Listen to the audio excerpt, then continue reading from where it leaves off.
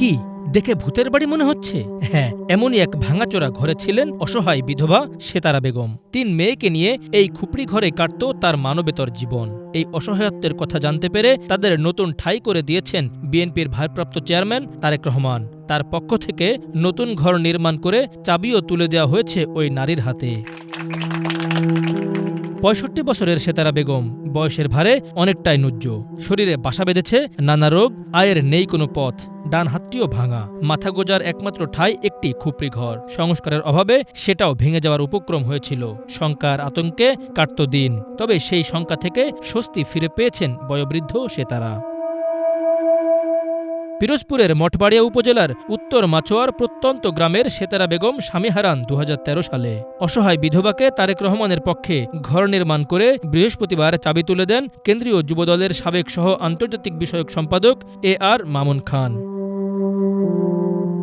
সেতারা বেগম জানান, বাঁশের খুঁটিগুলো নড়বড়ে, ঘরের বেড়াও ভেঙে গেছে। যেদিন বৃষ্টি হয় সেদিন নির্ঘুম রাত কাটে। তবে শেষ বয়সে এসে একটা ঘর পাওয়াই স্বস্তি প্রকাশ করেছেন তিনি। আমি বড় দুঃখে আললাম, দুঃখে কষ্ট আনলাম, তেনা খাতা টানাই দিয়ে রাখছি। আমি ঘর অসহায় আনলাম, ভাঙা চুরি আনলে বড় দুঃখী মামির বলে এখন ঘর দেশে আমারে ভালোই শান্তি লাগছে। স্থানীয়রা জানান, এ যুগে কোনো মানুষের এমন ঘরে বসবাস বিরল। থাকার জায়গাটি দেখলেই মনে হয় এখানে কোনো মানুষ থাকে না। এলাকার কেউ সহায়তা না করলেও এবার পাশে দাঁড়ালেন তারেক রহমান। আমি আসছি, আসার পরে উনি আমাকে বলল, আমি আসার পরে ওনার এই একেবারেই জরাজীর্ণ বিধ্বস্ত একটি ঘর দেখে আমার নিজেই আমি আসলে খুব আবেগে আপ্লুত হয়েছে যে এখন এই পরিবেশে কেমনে মানুষ বসবাস করে। নদীর পাড়ে বসে আমি এইটার একটা ভিডিও ফুটেজ এই ঘরটা নিয়ে গেছিলাম।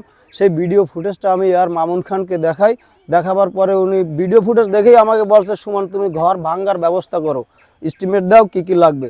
জরাজীর্ণ একটা ঘর ছিলই না, সেই ঘরটাকে তার সহায়তায় এখন সুন্দরভাবে করে দিয়েছে। এজন্য আমরা তাকে ধন্যবাদ জানাই এলাকাবাসীর পক্ষ থেকে। বাড়িয়া AR মামুন খান তার সহানুভূতিতে এই ঘরটা মোটামুটি সুন্দরভাবে কার্যক্রম সম্পূর্ণ হয়েছে। সেতারা বেগম তার 4টা মেয়ে খুব ফ্যামিলিগতভাবে খুব একদম ক্রাইসিস ছিল। এই ঘর একদম ভাঙ্গাচুরা ছিল, থাকার মতো কোনো কায়দা ছিল না। তারেক রহমানের নির্দেশে AR মামুন ভাইয়ের উদ্যোগে ঘর সম্পন্ন হয়। আমরা সবাই এলাকাবাসী অনেক খুশি হয়েছি। এই 5 তারিখের পর আল্লাহর অশেষ রহমতে একদিন AR মামুন ভাই এই আমাদের এলাকায় আসছে, আমাদের সবাইকে নিয়ে তারেক রহমানের উদ্দেশ্যে এই ঘরখানা সম্পূর্ণ ক্লিয়ার করে দেয়। কেন্দ্রীয় যুবদলের সাবেক সহ আন্তর্জাতিক বিষয়ক সম্পাদক AR মামুন খান জানান, হতদরিদ্র এই নারীর বিষয়ে খোঁজ খবর নিয়ে তারেক রহমানের পক্ষ থেকে একটি ঘরের ব্যবস্থা করা হয়েছে। আমাদের বড়মসা ইউনিয়নের বাড়ি আছে, যে বাড়িতে আপনার শিশির পড়লে ঘর মধ্যে ভিজে যায়, তো একটুদের কিছু করা যায় কিনা। তো সঙ্গে সঙ্গে আমরা গেলাম সেই বাড়ি পরিদর্শনে। যাওয়ার পরে দেখলাম আসলেই বাড়ির খুব দুরবস্থা। দেখার পরে সঙ্গে সঙ্গে আমরা সিদ্ধান্ত নিলাম যে বাড়িটা আমরা করে দিব। তো আজকের এই আমাদের যুবদলের ভাইদের সবার প্রচেষ্টায়, যারা তারেক রহমানের নির্দেশে এবং আমার চেষ্টায় আজকে বাড়িটি শুভ উদ্বোধন হয়েছে। সমাজের বিত্তবান ও দায়িত্বশীল ব্যক্তিরা দুস্থ ও অসহায় মানুষের জন্য সবসময় এভাবে সহযোগিতার হাত বাড়িয়ে দিবেন, এমনটাই প্রত্যাশা সাধারণ মানুষের। Banglavision news desk.